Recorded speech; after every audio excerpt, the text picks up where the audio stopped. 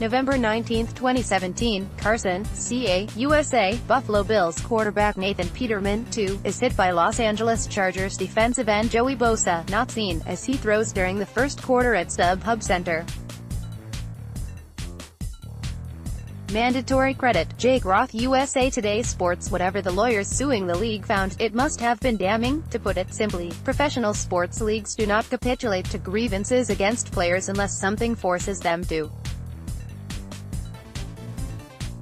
Generally, it's either the rule of law, or the fear that not settling a case would unleash damning evidence that would be far more harmful to the league than said capitulation. Which makes the Friday news that the NFL and Colin Kapernick and Reid have settled the outstanding collusion grievances against the league by the two players entirely remarkable. This was the joint statement, issued by NFL Communications. For the past several months, counsel for Mr. Kapernick and Mr. Reid have engaged in an ongoing dialogue with representatives of the NFL. As a result of those discussions, the parties have decided to resolve the pending grievances. The resolution of this matter is subject to a confidentiality agreement, so there will be no further comment by any party. Kaepernick and Reid had filed collusion grievances against the NFL after they felt that their protests on social justice issues made them unemployable. Kaepernick hasn't played since the 2016 season.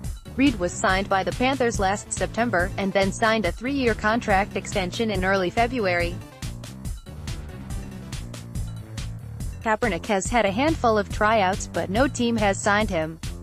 In his last season, Kaepernick threw 16 touchdowns to 4 interceptions for a 49ers roster so barren. Jeremy Curley was his top receiver.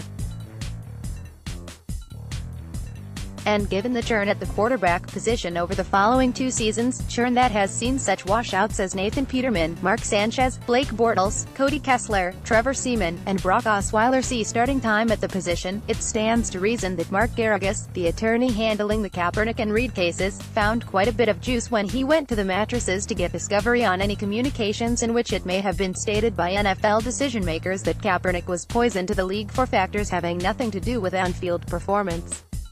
According to Bleacher Report's Mike Freeman, several people high up in the league estimate that the settlement amount for Kaepernick could be in the range of $60 to $80 million. Again, leagues do not capitulate like this unless the evidence against them is so graphically obvious. The alternative to settling is far worse than any other option. And as Yahoo Sports' Charles Robinson points out, this settlement comes before final arguments were to be made in the Kaepernick and Reid collusion cases before arbitrator Stephen Burbank later this month. So, for the NFL to settle, the NFL had to know that the evidence against it was irrevocable. Jason Reid has more. Share.